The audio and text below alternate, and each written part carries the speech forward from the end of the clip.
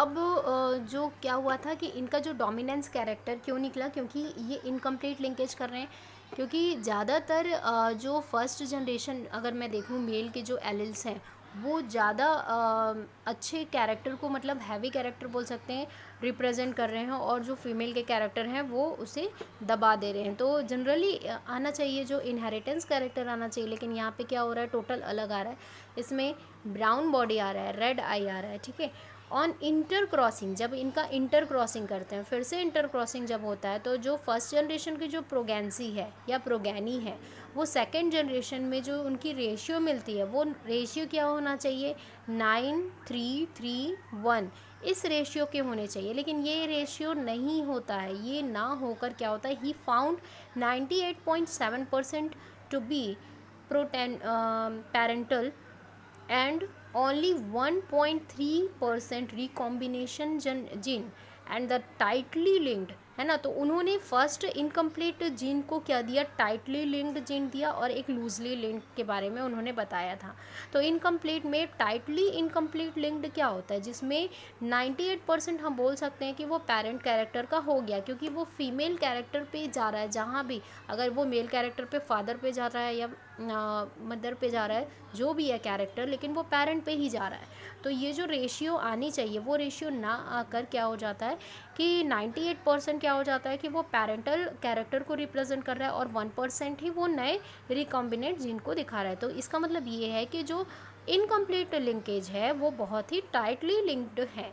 Clear हुआ यहाँ पे, मतलब कि इसमें जो जीन्स हैं वो बहुत ही एलिस जो हैं आपस में बहुत टाइटली हैं, पास पास हैं, दूर नहीं है, ठीक है।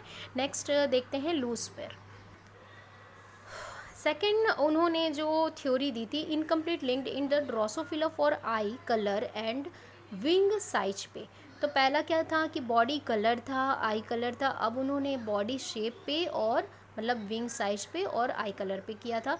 तो उन्होंने जो जनरेशन पे निकाला था, उनकी जो थ्योरी थी, थ्योरी के अकॉर्डिंग हम देखते हैं तो इन ड्रोसोफिला सेकेंड क्रॉसिंग जो उन्होंने किया था इन Drosophila between white eyes and the miniature winged, है ना, WW(n) फीमेल के लिए उन्होंने रेड आई और नॉर्मल विंग्ड यूज़ किया था (m).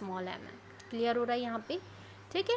तो आते हैं male and all F1 were found to be the red eye and normal winged. आप इसको n+ भी यूज़ कर सकते हो, क्योंकि यहाँ पे अगर m लिए हो तो यहाँ पे भी m लेना पड़ेगा। उससे बेटर है कि आप रेसेसिव कैरेक्टर को सेम लो, है ना, ताकि आपको क्रॉसिंग करवाने में प्रॉब्लम ना हो, ठीक है। यहाँ पे आते हैं टेस्ट क्रॉस। तो जब उन्होंने ये चीज़ देखा कि जब उनका पहले क्रॉस करवाया फिर टेस्ट क्रॉस करवाया, तो टेस्ट क्रॉस करवाने पे with white eyes and miniature wings male, है ना, सबसे ज़्यादा हो रहा था। और 2.8% जो हो रहे हैं प्रोगेंसी वो पेरेंटल पे जा रहे थे, बाकी 37% जो हो रहा है वो रिकॉम्बिनेंट न्यू जनरेशन को दे रहे हैं। तो इस तरीके से हम बोल सकते हैं कि ये काफ़ी लूजली इनकम्प्लीट लिंक्ड था, ठीक है। या चाहो तो यहाँ पे इनकम्प्लीट लिख सकते हो। तो इनकम्प्लीट के आप 2 फॉर्म पढ़ चुके हो, एक होता है टाइटली, एक होता है लूजली। तो ये दोनों हैं, बहुत इंपॉर्टेंट है। इसको आपको विथ स्ट्रक्चर, मतलब विथ प्रैक्टिकली आपको समझाना होगा, जो जैसे आपके बुक में दिया हुआ है लिंक्ड करवा कर।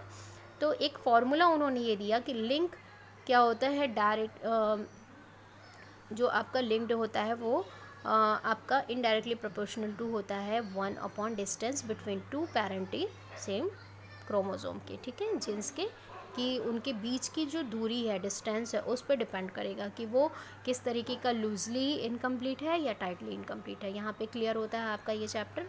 तो नोट्स यहाँ पे मैं एक बार दिखा देती हूँ ताकि आप स्क्रीनशॉट भी ले सको। ये आपका मॉर्गन कॉन्सेप्ट,